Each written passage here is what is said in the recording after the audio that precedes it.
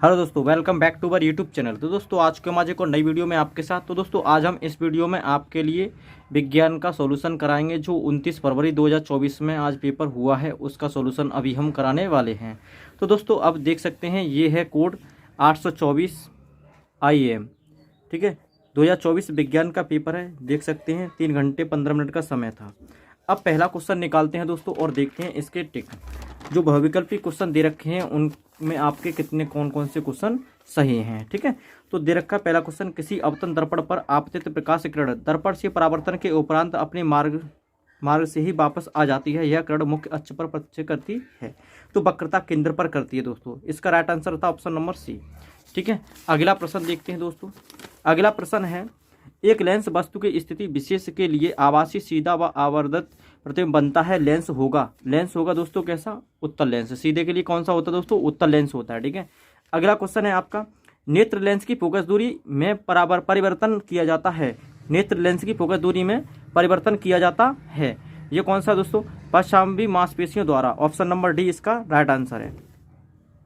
स्वच्छ आकाश के नीले रंग के लिए उत्तरदायी प्रकाशीय घटना है तो इसका राइट आंसर है दोस्तों ऑप्शन बी, प्रकीर्णन, ठीक है। अगला सवाल है आपका, अगला सवाल है, किसी विद्युत बल्ब पर 440 वाट 220 वोल्टेज अंकित है। बल्ब फिलामेंट का प्रतिरोध होगा तो इसका राइट आंसर निकला था दोस्तों ऑप्शन नंबर डी, 110 ओम, ठीक है। अगला सवाल देखते हैं।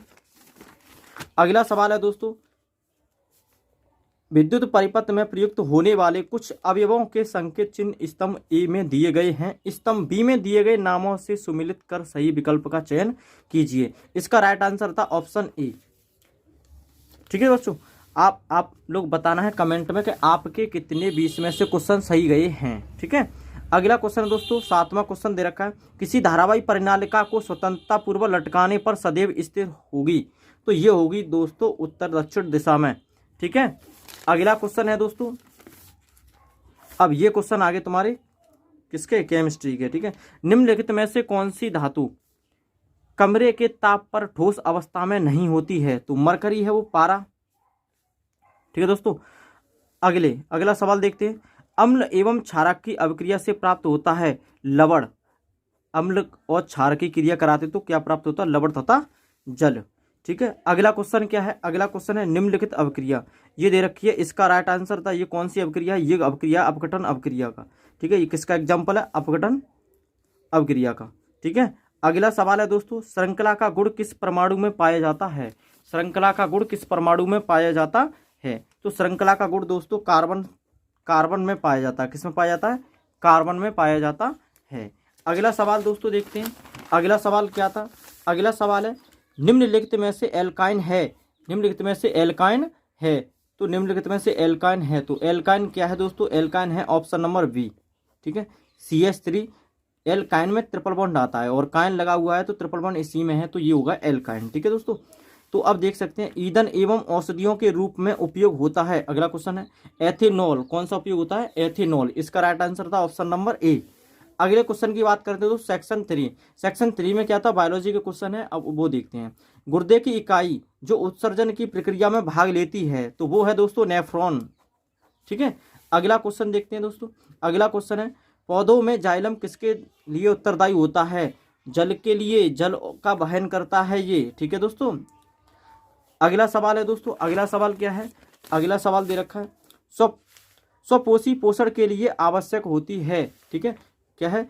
स्वपोषी पोषण के लिए आवश्यक होती है तो ये कार्बन डाइऑक्साइड और जल, ये भी होती है, क्लोरोफिल भी होती है, सूर्य का प्रकाश भी होता है तो इसका ऑप्शन हो जाएगा डी, इसमें से सभी, ठीक है बच्चों।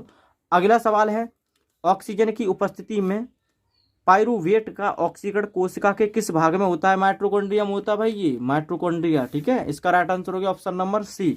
अगला सवाल है, मेंडल ने अपना प्रयोग किया था? मेंडल ने अपना प्रयोग मटर के पौधे पर किया था, ठीक है।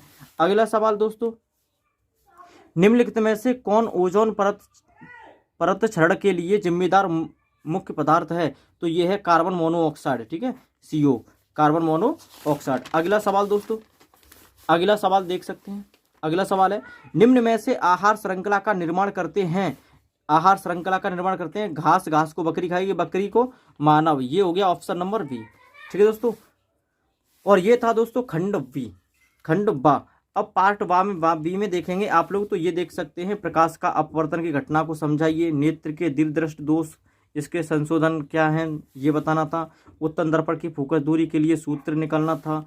ये तुम्हारा न्यूमेरिकल दे रखा है दोस्तों। ठीक है, अगला सवाल इधर तीसरा क्वेश्चन दे रखा था आपका, किसी चुंबकीय क्षेत्र में धारावाही चालक पर लगने वाले बल किन किन कारणों पर निर्भर करता है?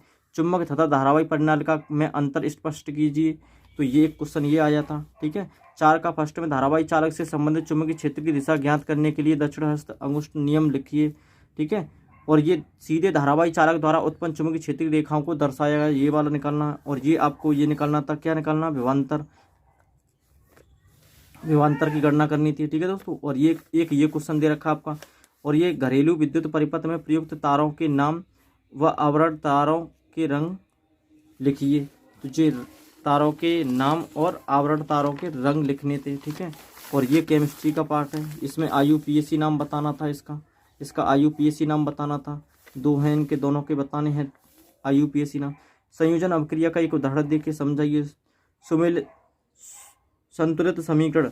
अब यहाँ पे दोस्तों क्या है? संतुलित करना। ठीक है, संतुलित समीकरण था ये। अगला क्वेश्चन था यहाँ पे, अगला क्वेश्चन है तत्वों के इलेक्ट्रॉनिक विन्यास। सोडियम का लिखना था, क्लोरीन का लिखना था। ठीक है, सोडियम कितने पे आता दोस्तों? 11 पे। क्लोरीन कितने पे आता? 17 पे। ये लिखने थे आपको, इलेक्ट्रॉन विन्यास लिखना था इनका। ठीक है, और ये देख सकते हैं आप लोग यहाँ पे लिखने, टिप्पणी लिखनी है अम्लीय वर्षा पर, तन्यता एवं आघातवर्धक मिसेल पर। ठीक है, अथवा ये संचारण से आप क्या समझते हैं? ऊष्मा क्षेपी और ऊष्मा शोषी अभिक्रिया, ये सब पूछा गया है। कोई ज़्यादा टफ पेपर नहीं आया बच्चों आपके लिए। एक तंत्र का कोशिका, न्यूरॉन की संरचना बनाइए, इसके कार्यों का वर्णन कीजिए। ठीक है, निम्नलिखित संक्षिप्त टिप्पणी लिखिए। ठीक है दोस्तों, पुष्पी पौधों में लैंगिक जनन का वर्णन कीजिए। ठीक है, ये एक और ये आ जाए तुम्हारा, मनुष्यों में ऑक्सीजन तथा कार्बन डाइऑक्साइड का परिवहन कैसे होता है? ठीक है, और मनुष्य के हृदय की संरचना उपयुक्त चित्र की सहायता से वर्णन कीजिए। एक ये आया है। तो ये था आज हाई स्कूल का पेपर जो 29 फरवरी 2024 को हो चुका है। तो दोस्तों आपको ये आपके कितने क्वेश्चन सही हुए हैं और कितने नंबर का पेपर अटेम्प्ट हुआ है वो आप कमेंट सेक्शन में कमेंट करके बताएं। तो मिलते हैं नेक्स्ट पेपर के लिए।